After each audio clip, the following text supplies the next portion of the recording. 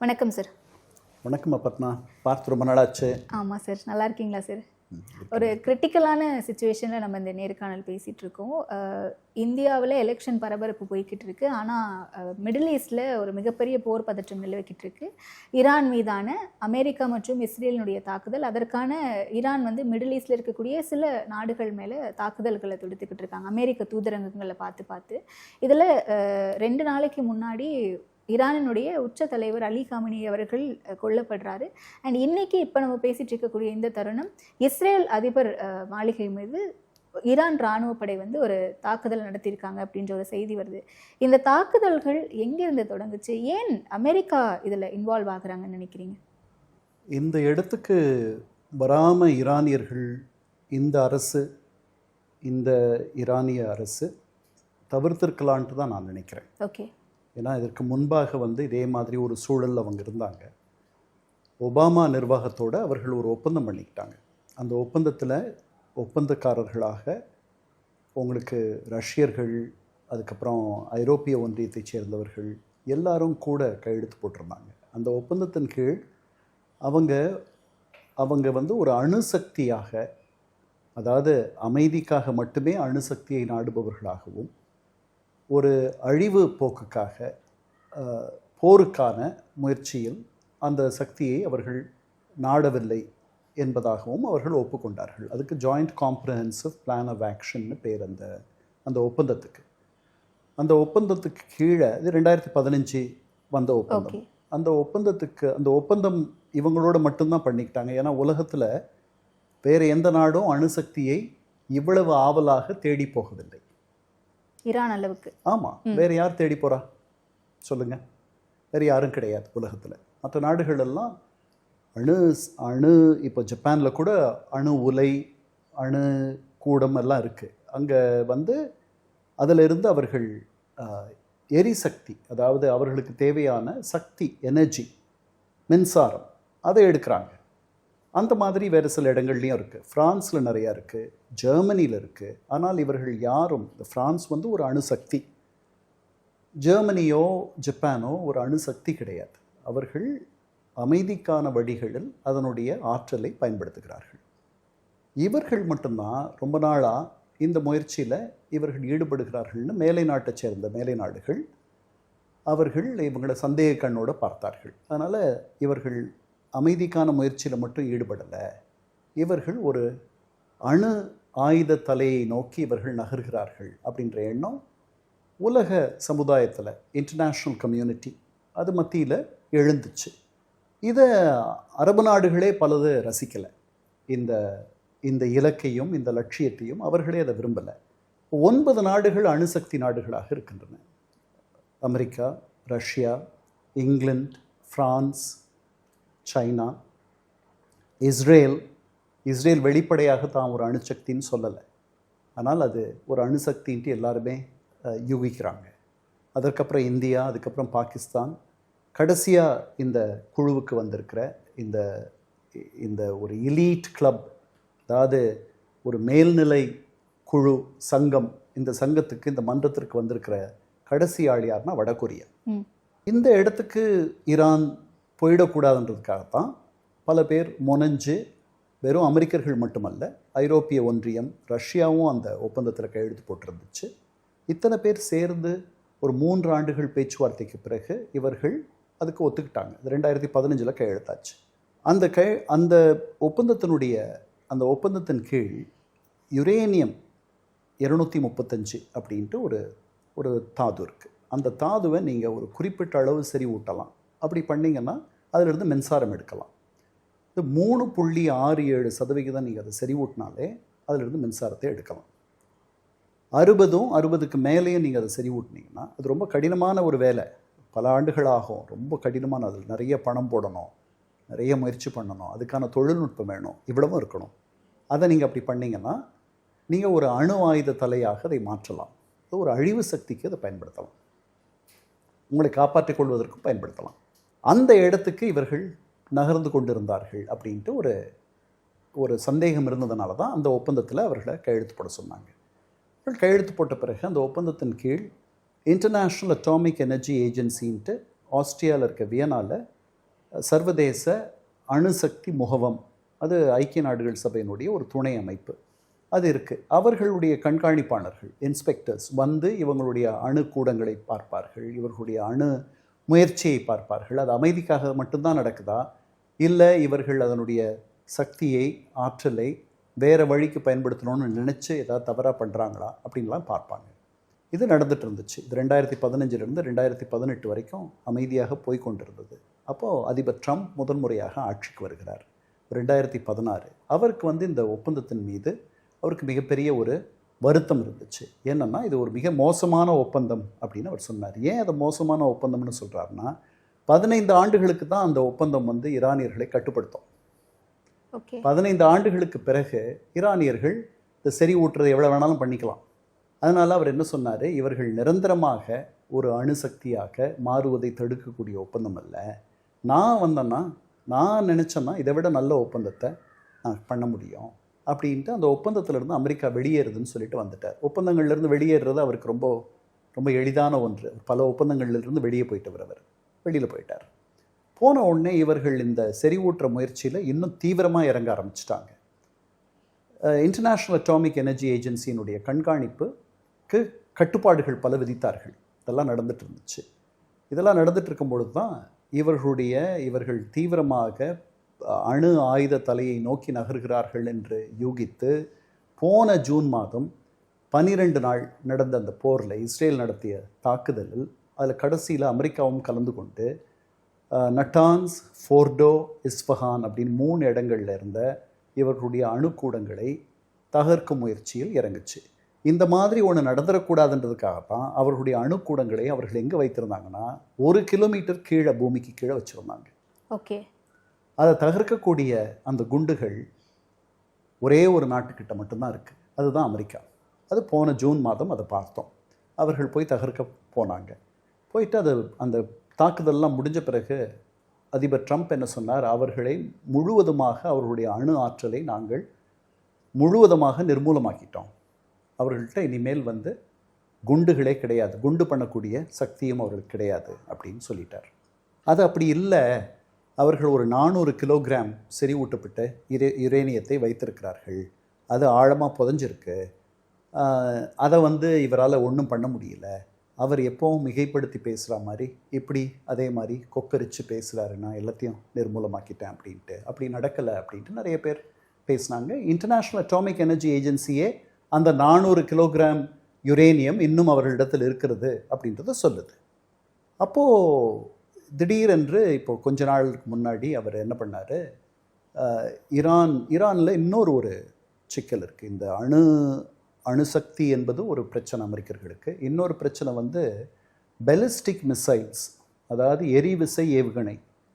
அது வந்து ஒரு 2000 கிலோமீட்டர் பயணம் என்ற அளவுக்கு அவர்கள் ஏற்கனவே செஞ்சு வச்சுருக்காங்க. அது இஸ்ரேலை தாக்கும்.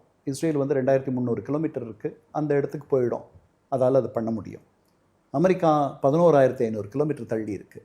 அங்கே நாளாச்சுன்னா அதை தாக்குற அளவுக்கு கூட அவர்களால் இன்டர் கான்டினென்டல் பெலிஸ்டிக் மிசைல்ஸ், கண்டம் விட்டு கண்டம் தாடக்கூடிய இந்த மாதிரி ஏவுகணைகளை அவர்கள் செஞ்சுருவாங்க அப்படின்ற மாதிரி அவர் நினைச்சார், சொல்கிறார்.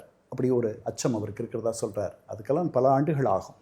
அது மூன்றாவதாக அவர்களுடைய ப்ராக்சிஸ், ஈரானுடைய ப்ராக்சிஸ், அதாவது அவங்களுடைய பினாமி, நம்ம ஊர் பாஷையில் சொல்கிறதுனா பதிலிகள்னு சொல்லலாம். ப்ராக்சிஸ்னால் எனக்கு பதிலாக நீங்கள் வந்து அட்டெண்டன்ஸ், நம்ம காலேஜில் படிக்கும் பொழுது ப்ராக்சி அட்டெண்டன்ஸ் கொடுப்போம். நாம் இல்லைனாலும் நம்ம குரலில் நம்மளை மாதிரி யாராவது நம்ம பேரை சொல்லும் பொழுது உள்ளேன் ஐயா அல்லது எஸ் சார்னு சொல்லுவோம் இல்லையா, இல்லை எஸ் மேடம்னு சொல்லுவோம்.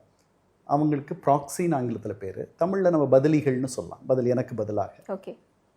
அந்த ஹமாஸ், ஹெஸ்பொல்லா இந்த மாதிரியான பதிலிகளுக்கு அவர்கள் நிறைய ஆயுத உதவியும் நிதி உதவியும் ஆதரவும் தார்மீக ஆதரவும் தருவதை நிறுத்தி கொள்ளணும் அப்படின்லாம் அவர் புதுசாக சொன்னார். இதில் என்னென்னா, வானியல் படங்கள் வந்து இந்த தாக்கப்பட்ட அந்த 3 தளங்களை அவர்கள் செப்பனிடுவதை வானியல் படங்கள் காட்டுகின்றன, ஏரியல் மேப்ஸ். அவர்கள் திருப்பி செறிவூட்டுறாங்களான்றது தெரியாது நமக்கு. அந்த வல்லமை அவர்களுக்கு இருக்குது, பண்ண முடியும் அவங்க நினச்சா அப்படின்ட்டுலாம் நிறைய பேர் சொல்கிறாங்க. அவங்கள நிரந்தரமாக நீங்கள் வந்து இந்த முயற்சியை விட்டுடணும் அப்படின்னு சொல்லிட்டு இப்போ புதுசாக இவர் ஒரு கோரிக்கையை, ஒரு நிபந்தனையை வைத்தார். வைத்த உடனே அவங்க 2 பேருக்கும் இப்படி ஒரு நிபந்தனையை அமெரிக்க அதிபர் வைக்கிறார். ஏற்கனவே குண்டு மழைலாம் பொழிஞ்சு எல்லாம் பண்ணியிருக்காரு. அவரை நம்ம தீவிரமாக எடுத்துக்கணும், சீரியஸாக எடுத்துக்கணும் அப்படின்ட்டு நினைக்கிற அளவுக்கு என்ன பண்ணார், அவர் எடுத்துக்கலைன்னா நான் சொல்கிறத நீங்கள் கவனமாக கேட்கலைன்னா நான் ரொம்ப தீவிரமாக தான் சொல்கிறேன், நான் நினைக்கிறபடி நடந்துக்குவேன் அப்படின்றது காட்டுறதுக்காக ஒரு 1.5-2 மாதமாக என்ன பண்ணிகிட்ருக்கார், அங்கே சுற்றி ஒரு பெரிய கடற்படையை குவிக்கிறார். உலகத்தினுடைய மிகப்பெரிய போர்க்கப்பலான USS ஜெரார்ட் ஃபோர்ட், அந்த கப்பல் வந்து ஒரு 6000 வீரர்களுக்கு அதில் வாழலாம். பல டசன் கணக்கான விமானங்கள் அதிலிருந்து புறப்பட்டு போகலாம், திருப்பி இறங்கலாம். அவ்வளோ அது வந்து ஒரு நகரம். அந்த மாதிரி 2 கப்பல், ஒரு கப்பல் இல்லை, USS ஜெரார்ட் ஃபோர்ட், இன்னொன்று USS லிங்கன். இந்த 2 கப்பலும் அது பக்கத்தில் நிறுத்தி வச்சுருக்கார். நிறைய படைகளை அங்கே குவிச்சிருக்கார். ஸோ ஒரு 10-12,000 வீரர்கள் ஈரானுக்கு பக்கத்தில் இருக்காங்க. 2 போர்க்கப்பல்கள், அதில் ஒன்று உலகத்தினுடைய மிகப்பெரிய போர்க்கப்பல் அங்கே நிறுத்தப்பட்டிருக்கு. அங்கேருந்து அவர் தாக்குதல்களை நடத்தலாம். அப்படி தான் நடந்துகிட்ருக்குன்னு நினைக்கிறேன். இதெல்லாம் பண்ணிவிட்டு என்ன சொன்னார், நீங்கள் வந்து இதை முழுவதும் விட்டுடணும், இந்த லட்சியத்தை நீங்கள் விட்டுட்டிங்கன்னா உங்களுக்கும் எனக்கும் அமைதி வந்துடும்.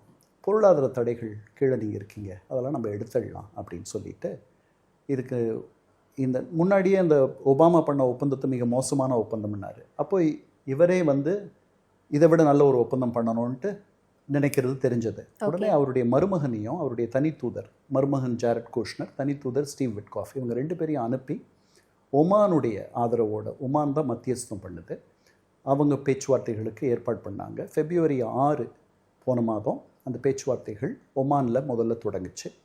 அப்புறம் 2 சுற்று பேச்சுவார்த்தைகள் ஜெனீவாவில் நடந்துச்சு. கடைசியாக நடந்த அந்த 3வது சுற்று பேச்சுவார்த்தைகள் போன வியாழக்கிழமை February 26 நடந்துச்சு. ஒரு நாள் முழுக்க நடந்துச்சு, 2 அமர்வா. அதில் இந்த இன்டர்நேஷ்னல் அட்டாமிக் எனர்ஜி ஏஜென்சியினுடைய எக்ஸிக்யூட்டிவ் டைரக்டர் ரஃபேல் குரோசி, அவர் ஒரு இட்டாலியன், அவரும் இருந்தார். அந்த பேச்சுவார்த்தைகளுக்கு பிறகு அமெரிக்கர்கள் அந்த பேச்சுவார்த்தை எப்படி போச்சுன்னு சொல்லலை. ஸ்டீவ் விட்காஃபும் சரி, ஜாரட் குஷ்னர் பொதுவாக பேசுறதில்ல. ஸ்டீவ் விட்காஃப் பேசுவார், அவர் சொல்லலை. ஸ்டீவ் விட்காஃப் ஆனால் February 22 ஒரு செய்தியை சொன்னார். என்ன சொன்னார், இவ்வளவு நம்ம படையெல்லாம் முற்றுகை பண்ணியிருக்கோம், இத்தனை படையை குவிச்சிருக்கோம், இன்னும் ஏன் இந்த ஈரானியர்கள் வந்து நம்ம கேட்குறத தரமாட்டேன்றாங்க, நாம் வந்து குண்டை நோக்கி அவங்க பயணம் பண்ணக்கூடாதுன்னு சொல்கிறோம். அதை வந்து சொல்கிறதுக்கு அவங்களுக்கு என்ன கஷ்டம், நான் இத்தனை படைகளை குவிச்சிருக்கேன், நான் போர் உங்கள் மேலே உங்களை தாக்க தொடங்குவேன்னு சொல்கிறேன், பெரிய இந்த விளைவுகள் ரொம்ப கெடுதலாக இருக்கும் அவங்களுக்கு, நீங்கள் ஒத்துக்கலைனான்னு சொல்கிறேன், அப்போவும் மசிய மாட்டேன்றாங்களே அப்படின்னு அவர் சொன்னதாக ஸ்டீவ் விட்காஃப் சொன்னார். அதுக்கப்புறம் ஸ்டேட் ஆஃப் த யூனியன் அட்ரஸ்ன்னு சொல்லிட்டு அந்த நாட்டினுடைய குடியரசுத் தலைவர் 2 நாடாளுமன்ற அவைகளையும் அவங்க முன்னாடி போய் பேசுவார். ஆண்டாண்டு நடக்கும். அதில் போன முறை ஒரு 10 நாள் முன்னாடி அவர் பேசும்பொழுது என்ன சொன்னார், I am yet to hear the secret words, நான் இன்னும் அந்த ரகசிய வார்த்தைகளை கேட்க காத்திருக்கிறேன். அந்த ரகசிய வார்த்தைகள் என்ன, நாங்கள் ஒரு அணுசக்தியாக மாற மாட்டோம் எப்போதும் அப்படின்ற அந்த ரகசிய வார்த்தைகளை அவர்கள் சொல்லலை அப்படின்னார். அப்போ அவரே வந்து இந்த வேகத்தை கூட்டிக்கிட்டே போகிறார். அதாவது அவருக்கு ஒரு நெருக்கடியை அவரே உருவாக்கிக்கிட்டு இருக்கார். அவர் இவ்வளவு வெளியில் நிறைய பேசுகிறவர், அவர் மற்ற எந்த அதிபரை காட்டிலும் அதிகமாக பேசக்கூடியவர், அவர் நினைச்சதெல்லாம் வெளியில் சொல்லக்கூடியவர், அவரே தனக்கு இந்த நெருக்கடிகளை உருவாக்கிக்கிட்டு இப்படி அவங்க பண்ணணும், அப்படி இந்த மாதிரியான காலக்கெடு அதை போட்டுக்கிட்டு அவர் தன்னை வந்து ஒரு ஒரு பெட்டி உள்ள அவரே போட்டு அடைச்சிக்கிட்ட மாதிரி தான் இருக்குது. இதெல்லாம் சொன்ன பிறகு இப்போ அவர் சொன்னபடி நடந்துக்கணும், பெரிய பெரிய விளைவுகளை நீங்கள் சந்திக்க வேண்டியிருக்கோம் அப்படின்னாரு. நான் சொன்ன இந்த 3வது சுற்று பேச்சுவார்த்தைகளுக்கு பிறகு ஒமானிகள் ரொம்ப சிறந்த முன்னேற்றம் இருந்துச்சுன்னு சொன்னாங்க. ஈரானியர்களும் நல்ல முன்னேற்றம் இருந்துச்சுன்னு சொன்னாங்க. அடுத்த கட்ட பேச்சுவார்த்தைகள் தொழில்நுட்ப அளவில் நடத்தணும் அப்படின்ற மாதிரிலாம் முடிவாகி ஒரு 10 நாளில் சந்திக்கிற மாதிரிலாம் இருந்துச்சு. அதற்கிடையில் அடுத்த நாளே இது வியாழக்கிழமை நடந்துச்சு February 26. February 27 வெள்ளிக்கிழமை ட்ரம்ப் சொன்னார், நான் மகிழ்ச்சியாக இல்லை இந்த பேச்சுவார்த்தைகளின் மூலம் அப்படின்னு சொன்னார். ஆனால் பேச்சுவார்த்தை சுமூகமாக தானே முடிஞ்சிருக்கு. அவர் சொல்கிறதா சொல்கிறேன். அவர் வந்து நான் மகிழ்ச்சியாக இல்லை, ஐம் நாட் த்ரில்ட், ஏன்னா நான் வேண்டியதை அவர்கள் தர தயாராக இல்லை அப்படின்னார். அவர் வேண்டியது என்ன, நாங்கள் அணுசக்தியை நாடி போக மாட்டோன்ற உறுதிமொழியும் அதை சரிபார்க்கிற அதை கண்காணிக்கக்கூடிய ஆற்றலையும் மற்றவர்களுக்கு அவங்க தரணும். அப்புறம் அந்த 400 கிலோகிராம் அவர்கள் யுரேனியம் வச்சுருக்காங்கல்ல, அதை ஒப்படைச்சிடணும். அதுக்கப்புறம் இந்த நான் சொன்ன அந்த எரிவிசை ஏவுகணை அந்த திட்டத்தை அவர்கள் கைவிடணும், அந்த ப்ரோக்ராமையே. அதுக்கப்புறம் அவர்களுடைய பதிலிகளுக்கு அவர்கள் தருகின்ற ஆதரவை நிறுத்த வேண்டும். இதெல்லாம் கூட அவர் சேர்த்துக்கிட்ட நிபந்தனைகள். இதெல்லாம் அவர்கள் பண்ண மாட்டாங்க. அவர்கள் அவர் ஏற்கனவே சொல்லிட்டார். February 22 ஸ்டீவ் விட்காஃப் சொன்னார், என்ன இது அவங்க மசியவே மாட்டேன்றாங்கன்ட்டார். அவர்களை மசிய வைக்கிறதுக்கு என்ன வழி அப்படின்னு பார்த்து தான் அந்த முற்றுகையெல்லாம் பண்ணார். நான் சொல்கிறது கேட்கலைன்னா உங்களுக்கு பெரிய ஆபத்து இருக்குன்னு சொன்னார். அப்போவும் நீங்கள் கேட்கலைன்னா நான் சொன்னதை செய்யத்தானே வேணும், செஞ்சிட்டார். ஓகே.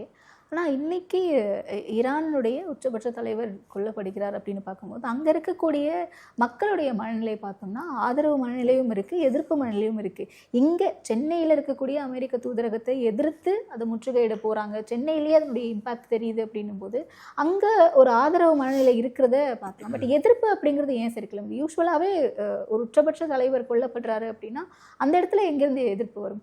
ஏன்னா 47 ஆண்டுகளாக அது ஒரு இரும்புக்கர ஆட்சியை இந்த மக்கள் அனுபவித்து கொண்டிருந்தார்கள். அவருடைய வாழ்வாதாரத்திற்கு பெரிய சேதம் விளைவிச்சது இந்த அரசு. அவர்களுடைய வாழ்க்கை தரம் கீழே போயிடுச்சு, வேலைகள் கிடையாது. அது பெரிய வளமான நாடு, அந்த நாட்டினுடைய வளமையும் இல்லை, பெரிய சுதந்திரமும் இல்லை. அப்படின்ற ஒரு சூழலில் ஒரு இரும்பு கரத்தை கொண்டு அந்த அந்த அந்த அரசு ஆட்சி நடத்துச்சு. கொஞ்ச நாள் முன்னாடி நடந்த இது எதிர்ப்பு எத்தனை பேரை அவங்களே 3000 பேருக்கு மேலே நாங்கள் கொன்னுட்டோம் அப்படின்னு சொன்னாங்க.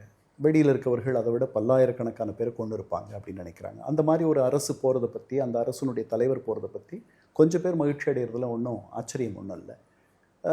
உண்மையில் அங்கே என்ன நடக்குதுன்றது அங்கே போனால் தான், அங்கே போய் அங்கே அந்த அந்த மொழியவும் அந்த கலாச்சாரத்தையும் நம்ம புரிஞ்சுக்கிட்டா தான் நம்ம சொல்ல முடியும்.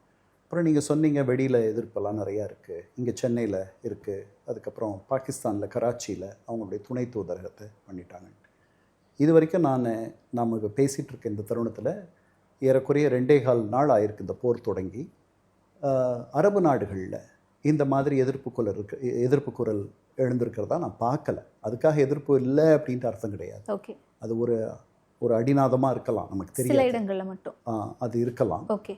ஆனால் அவர்களுக்கு, அதாவது இந்த இஸ்லாமிய உலகத்தில் அவர்கள் ஒரு இக்கட்டான சூழலில் இருக்கிறார்கள். ஒரு பக்கம் அமெரிக்கா மேலே அவங்களுக்கு ஒன்றும் பெரிய ஒரு பிரியமோ பெரிய நேசம் அதெல்லாம் கிடையாது. ஒரு அவசியத்தினால அமெரிக்காவினுடைய துணையை அவங்க நாடுறாங்க. இன்னொரு பக்கம் ஈரான் மீதும் அவர்களுக்கு நிறைய வருத்தம் இருக்குது. ஈரான் ஒரு அந்த ஷியா சன்னி பிரிவு அவர்களை அந்த மாதிரி அவங்கள பார்க்க வைக்குது. ஈரானியர்கள் இதெல்லாம் மீறி இன்னொரு எண்ணம் என்னென்னா, நாம் எல்லாரும் ஒரு இஸ்லாம் என்கிற குடையின் கீழ் வருபவர்கள், நம்ம இந்த மாதிரி ஒரு நிலைக்கு வந்துட்டோமே, நம்முடைய பண்பாட்டின் மேலே இது நடக்கிற தாக்குதல் அப்படின்ற எண்ணமும் பல பேருக்கு இருக்குது. அப்படிப்பட்டவர்கள் இந்தியாவில் நிறைய பேர் இருக்காங்க, பாகிஸ்தானிகள் நிறைய பேர் இருக்காங்க. ஓகே. அண்ட் இன்னொன்று, இப்போது ஈரான் எடுத்திருக்கக்கூடிய இந்த ஒரு முடிவு அங்கே இருக்கக்கூடிய வளைகுடா நாடுகளில் இருக்கக்கூடிய அமெரிக்க தூதரகங்களில் குறிப்பிட்டு தாக்குறதா இருக்கட்டும், இல்லை ஏர்போர்ட்ஸை குறிப்பிட்டு தாக்குறதா இருக்கட்டும், இது எல்லாமே ஈரானுக்கு என்ன மாதிரியான ஒரு பாடம் சொல்லும்? சரி, ஏன்னா அமெரிக்கா ஒரு தாக்குதலை தொடுக்கிறாங்க, ஒரு ஒப்பந்தத்தை நீங்கள் மீறுறீங்க அப்படின்ற பட்சத்தில் அமெரிக்காவை தாக்குறதுங்கிறது வேற, பட் வெவ்வேறு நாடுகளில் தாக்கும்போது அங்கே இருக்க மக்களும் பாதிக்கப்படுவாங்கல்ல? பாதிக்கப்படுறாங்களே. அதை அரபு நாடுகளும் அந்த நாட்டில் இந்த தாக்குதலுக்கு ஆளானவர்களும் அவங்க எப்படி இது எவ்வளவு நாள் மனதில் வச்சுருப்பாங்கன்னு எனக்கு தெரியல. அவர்கள் அமெரிக்க தளங்களை மட்டுமே தாக்குறாங்கன்னா அதில் அதில் கூட வேற ஒரு நாட்டில் இருக்கும்போது அந்த நாட்டில் இருக்க ஒரு தளத்தை நீங்கள் தாக்குறீங்கன்னா அந்த நாட்டை நீங்கள் தாக்குற மாதிரி தான் இருக்கும். இருந்தாலும் அது ஓரளவுக்கு புரிஞ்சிக்க முடியுது. ஒரு எதிரியோடைய தளம் நீங்கள் இடம் கொடுத்துருக்கீங்க, நான் அவங்கள மட்டும்தான் தாக்குறேன்றது. அப்படி தான் முதல்ல ஈரானியர்கள் சொன்னார்கள். இன்னைக்கு வரக்கூடிய செய்திகள் ஏதோ ஒரு சவுதியில் இருக்க எண்ணெய் கிணறை அவங்க தாக்கியிருக்காங்க அப்படின்னு பார்க்குறோம் நம்ம. அது இந்த போரை விரிவுபடுத்துறதுக்கான முயற்சியா என்னன்னு எனக்கு சரியாக தெரியல. பட் அது ஒரு ஷார்ட் சைட்டட்னஸ், அதுக்கு அவங்களால ஒரு தொலைநோக்கு இல்லாத அவங்க செயல்படுறாங்களோன்னு தோணுது. ஓகே. இப்போ ஈரானை வழிநடத்தக்கூடிய அடுத்த உச்சபட்ச தலைவராக யார் வருவாங்க அப்படின்ட்டு இன்டர்னலாகவே நிறைய சில சிக்கல்கள்லாம் இருக்கும்ல சார், அதை எப்படி மேனேஜ் பண்ண போகிறாங்க? இங்கேருந்து ஒரு பக்கம் தாக்குதல்கள் ஈரான் மேலே நடத்தப்பட்டு இருக்கு, இஸ்ரேலும் விடாமல் தாக்கிட்டு இருக்காங்க. ஈரான் இதெல்லாம் எப்படி மேனேஜ் பண்ண போகிறாங்க? இல்லை, இந்த தருணத்தை அவர்கள் எதிர்பார்த்து ரொம்ப நாளாக இருக்காங்க. இதுக்கு அவர்கள் தயாராக இருக்காங்க. ரொம்ப நாளாக இந்த தருணத்தை எதிர்பார்த்துட்டு இருந்தாங்க. அதனால் அவங்களுக்கு எக்ஸ்பர்ட்ஸ் கவுன்சில்னு ஒன்று இருக்குது. அதாவது வல்லுநர்கள் குழு அல்லது ஆன்றோர்கள் குழு அப்படின்ற மாதிரி அந்த குழுவில் அவர்களுடைய மூத்த மத தலைவர்கள் இருக்கிறார்கள். அந்த குழு தான் முடிவெடுக்கும் யாரை நியமிக்கிறது, அந்த இடத்துக்கு அவரை காமெனை இறந்த இடத்துக்கு யாரை கொண்டு வர்றதுன்ட்டு. இது தவிர ஒரு 3 பேர் கொண்ட ஒரு தற்காலிக குழுவை நியமிச்சிருக்காங்க. அந்த குழு தான் இப்போதைக்கு தற்காலிகமாக அந்த நாட்டை வழி நடத்திட்டு இருக்கு. ஓகே, யூஸ்வலாகவே போர் அப்படின்னா அங்கே இருக்கக்கூடிய மக்கள் தான் அதிகம் அளவில் பாதிக்கப்படுவாங்க அப்படிங்கிறத நம்ம உக்ரைன் ரஷ்யா வாராக இருக்கட்டும், இல்லை சிரியா வாராக இருக்கட்டும், நம்ம பல வாரில் பார்த்துருக்கோம். ஆனால் இது தொடர்ந்து இன்னைக்கு நான் முன்னாடியே முதல் கேள்வியே கேட்டிருந்தேன், இஸ்ரேலுடைய அதிபர் மாளிகையை குறிவச்சு நாங்கள் தாக்குதல் நடத்தியிருக்கோம், மாளிகையில் இருந்த அதிபருக்கு என்ன ஆச்சுங்கிற தகவல் வரலை அப்படின்னு ஈரான் சொல்லியிருக்காங்க. பட் இஸ்ரேலேருந்து அஃபிஷியலாக அதை பற்றின செய்தி எதுவும் வெளியாகலை. இப்படி மாறி மாறி உச்சபட்ச தலைவர்கள் அதிபர்கள் மேலே இல்லை அங்கே இருக்கக்கூடிய இராணுவ தளங்கள் மேலே தாக்குறது அப்படிங்கிறத எப்படி புரிஞ்சுக்கலாம்? இது அடுத்த கட்டமாக எப்படி நடக்கும்? ட்ரம்ப் இதுக்கு என்ன மாதிரியான ஒரு அவர் தான் சொல்லியிருக்காரு, 4-5 வாரம் இந்த தாக்குதல்கள் தொடரும்னு சொல்லியிருக்காரு. இஸ்ரேலுடைய அதிபருடைய இல்லம் தாக்கப்பட்டிருக்கு. அதில் என்ன ஆச்சரியப்படுறதுக்கு இருக்கு? இவங்க தாக்கலையா? இவங்க தாக்கி கொண்டுட்டாங்க உச்ச தலைவரையே. அப்படி இருக்கும் பொழுது அவர்கள் பதிலுக்கு அங்கே தாக்கத்தானே செய்வாங்க. இது மிகப்பெரிய ஒரு பதற்றத்தை ஏற்படுத்துதில்ல சார்? எப்படி வேணாலும் இப்போ 2 பேரும் மிக உக்கிரமாக போர் செஞ்சுட்டு இருக்காங்க. அவங்க பின்னாடி இருந்து யார் என்ன சொன்னாலும் அவங்க கேட்பாங்களான்னு தெரியாது. ஓகே, ட்ரம்ப் யாராவது ஏதாவது சொன்னால் கேட்டுக்குவாரான்னு தெரியாத ஒரு இடத்துல நம்ம இருக்கோம். அவர் இப்போ 2 நாளாக 2.25 நாளாக அவர் நடத்தியிருக்க அந்த தாக்குதல்களில் ஈரானிய தலைமை அவர்கள் ஒரு அதிதீவிர தலைமையை மாதிரி நாங்கள் மங்கோலியர்களையே எங்களுடைய வரலாற்றில் பார்த்துருக்குறோம். மங்கோலியர்கள் பாபேரியன்ஸுன்னு பேர் அவர்களுக்கு, காட்டுமிராண்டிகள். அவங்களையே நாங்கள் சந்திச்சிருக்கோம். அதனால் இதையும் சந்திப்போம். வரலாற்றில் ஈரானியர்கள் பல துன்பங்களை சந்தித்திருக்கிறார்கள் அப்படின்னு சொல்லிட்டு ஒரு ஹார்ட்லைன் ஸ்டான்ஸ், ஒரு தீவிரமான கடும் போக்கை அவர்கள் கொள்கிற மாதிரி தான் தெரியுது. அதனால் எனக்கு இந்த நேரத்தில் நம்ம பேசிகிட்டு இருக்கும்போது இது எப்படி முடியும்னு தெரியல. ஒன்று மட்டும் நான் சொல்ல முடியும், அமெரிக்க உயிரிழப்புகள் ஏற்கனவே 3 அமெரிக்க வீரர்கள் இறந்துட்டாங்க. அப்புறம் இன்றைக்கி நம்ம பேசிகிட்டு இருக்கும் பொழுது அமெரிக்க விமானம் F-35 ஒன்று அது குவைத்தில் ஒன்றோ அல்லது ஒன்றுக்கு மேற்பட்ட விமானங்களோ எரிஞ்சு விழுந்துருச்சு அப்படின்னு சொல்கிறாங்க. அதற்கான காரணம் சரியாக தெரியல. ஃப்ரெண்ட்லி ஃபயர்னு சொல்கிறவங்களும் இருக்காங்க. ஃப்ரெண்ட்லி ஃபயர்னா ஒரே இராணுவத்தைச் சேர்ந்தவர்கள் தவறுதலாக ஒருவரை ஒருவர் தாக்கிக் கொள்வது, அது மாதிரி அதெல்லாம் பின்னாடி தான் நமக்கு தெரிய வரும். ஆனால் உயிரிழப்புகள் அதிகமாக இந்த போரை நிறுத்த வேண்டிய கட்டாயத்திற்கு அதிபர் ட்ரம்ப் ஆளாவார். அது அவங்களுடைய மக்களுடைய பேச்சு அவர் கேட்கத்தான் வேணும். ஏற்கனவே இந்த போருக்கு பெரிய ஆதரவு கிடையாது. இந்த போரை எதிர்ப்பவர்கள் தான் அமெரிக்காவில் அதிகம். 43 பேர் எதிர்க்கிறார்கள், 43%. 27% தான் ஆதரிக்கிறார்கள். அதனால் is skating on thin ice. அது ரொம்ப மெலிசாக இருக்கக்கூடிய ஒரு ஐஸ் பாறையில், ஒரு ஐஸ் தரையில் அவர் இந்த ஸ்கேட்டிங்னு சொல்கிறோம் இல்லையா, அந்த விளையாட்டு, அது என்றைக்கு வேணாலும் அது பிளந்து கீழே போயிடலாம், அவர் விழுந்துடலாம். அந்த மாதிரி தான். இது ஒரு பெரிய சூதாட்டத்தில் அவர் இறங்கியிருக்கிறார். அவருடைய மனசில் என்ன போகுது அப்படின்றது எனக்கு தெரியல. ஆனால் அவரே சொல்லியிருக்கார், வேறு எந்த அதிபரும் செய்ய துணியாததை நான் செய்ய துணிந்திருக்கிறேன் அப்படின்றார். இந்த ஆபத்தை ஈரான் ஒரு பெரிய ஆபத்தான ஒரு உலகத்தில் மிகப்பெரிய பயங்கரவாதத்திற்கு துணை போகிற, அரசு சார்ந்த பயங்கரவாதத்திற்கு துணை போகிற நாடுகளில் தலையாய நாடு அப்படின்ற மாதிரி அவர் அதை காட்டுறார் நமக்கு. அதுக்கப்புறம் உலக வரலாற்றிலேயே மிக தீய மனிதர்களில் ஒருவர் இறந்து விட்டார் அப்படின்னு பதிகிறார். அதனால் அவர் ஈரானுடைய தலைமையை பற்றி, ஈரானுடைய அரசை பற்றி ஒரு நல்ல எண்ணம் இருக்கிறதா அவருக்கு தெரியல. ஆனால் அவருக்கு நெருக்கடி, அவருக்கு நிறைய உயிரிழப்புகள் இருக்கும், பல பேர் அமெரிக்க வீரர்கள் உயிரிழக்க வேண்டி இருக்கும்லாம் அவர் பேசிட்டார் முதல்லையே. இதெல்லாம் எதிர்பார்த்து தான் அவர் இறங்கியிருக்கார். ஆனால் இந்த த்ரெஷ்ஹோல்டுன்னு சொல்லுவோம் இல்லை, எல்லை, எந்த அளவுக்கு இந்த சேதங்களை, இந்த உயிரிழப்புகளை அவரால் தாங்க முடியும், எந்த அளவுக்கு மேலே அவர் போக துணிவார். ஈரானியர்கள் எவ்வளோ வேணாலும் தாங்குவாங்க. 8 ஆண்டுகள் அவங்க ஈராக்கோட போர் பண்ணாங்க. அந்த போரில் பல லட்சக்கணக்கான வீரர்கள், இளைஞர்கள் இறந்து போனார்கள் 2 பக்கமும். அதை 2 பக்கமும் தாங்கினாங்க. அது தொடர்ந்து நடந்துட்டு இருந்துச்சு 8 ஆண்டுகள், 80லிருந்து 88 வரைக்கும். அதனால் இந்த ஈரானுக்கு இருக்கக்கூடிய இந்த தாக்கு பிடிக்கும் திறன் அமெரிக்காவுக்கு இருக்கா என்பதை காலம்தான் நமக்கு சொல்லும். அதிபர் ட்ரம்ப்புக்கு இருக்கா அப்படின்றது. தொடர்ந்து ஒரு 8 ஆண்டுகள் போரை தாக்கி பிடிச்சிருக்காங்க. மக்கள் மத்தியில் ஒரு அதிருப்தி ஒன்று இருந்திருக்கு காமினே அவர்கள் மேலே. ஒரு 40 ஆண்டு கால ரொம்ப கடுமையான ஒரு ஆட்சி அப்படிங்கிறதுனால அண்ட் இன்னைக்குமே ஈரானுக்குள்ளே இருக்கக்கூடிய சில பிரச்சனைகள், அவங்களுக்கு இருக்கக்கூடிய சில கட்டுப்பாடுகள், இது எல்லாமே அந்த மக்கள் ஒரு அதிருப்தியில் வச்சுருக்குன்னா, இது கிட்டத்தட்ட ஆப்கானில் நடந்த மாதிரியோ இல்லை வெவ்வேறு நாடுகளில் நடந்த மாதிரியான ஒரு உள்நாட்டு கிளர்ச்சியை ஏற்படுத்தாதா ஈரானுக்குள்ளே இந்த ஒரு போர்? அதுதான் அவருடைய எண்ணம்.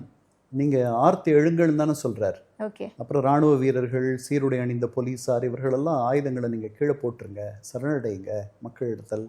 அப்புறம் மக்களை வந்து நாங்கள் இந்த தாக்குதல்களை முடித்த பிறகு நீங்கள் அரசை கைப்பற்றுங்க அப்படின்னு தானே சொல்லியிருக்காரு. அது நடக்குமான்னு தெரியல, நம்ம பார்க்கணும். ஓகே. அண்ட் அதே மாதிரி இஸ்ரேலினுடைய மொசாட் உளவுப்படை வந்து ரொம்ப ஸ்ட்ராங்காக இருக்காங்க. அதனால தான் ஈரானுக்குள்ளேயே போய் கடந்த ஆண்டு நடந்த அந்த தாக்குதலில் கூட முக்கிய தளபதிகள் எல்லாம் இறந்தாங்க. இந்த முறை உச்சத்தலைவர் இறந்திருக்காரு அப்படின்னும் போது, ஆனால் இங்கேருந்து இஸ்ரேலில் ஒரு தாக்குதல் நடத்துகிறாங்க அப்படின்னா அப்போ இஸ்ரேல் அந்தளவுக்கு வீக்காக இருக்காங்கன்னு புரிஞ்சுக்கணுமா நம்ம? இல்லை, உளவு வேலை வந்து எல்லாரும் பார்க்கறது. அந்த உளவு வேலையினுடைய இன்னைக்கு இந்த 21ஆம் நூற்றாண்டில் உளவு என்பது அது ரொம்ப வளர்ந்துருக்கு. அந்த நிறையா தொழில்நுட்பம் வளர்ந்துருக்கு, சாதனங்கள் வளர்ந்துருக்கு, அறிவியல் வளர்ந்துருக்கு. அதனால் இப்போ இஸ்ரேல் அவர்கள் தாக்க முடியுது, அதனால் இஸ்ரேல் பலம் இழந்துருச்சு அப்படின்லாம் இல்லை. அப்படிலாம் கிடையாது. அவங்களுடைய மொசாட் அமைப்பு வந்து உலகத்திலேயே மிக மிக தேர்ச்சி பெற்ற, மிக நுணுக்கமாக செயல்படக்கூடிய ஒரு நுண்ணறிவு உளவு அமைப்பு. அதற்கு இணையாக வெகு சிலரை தான் நம்ம சொல்ல முடியும். ஓகே.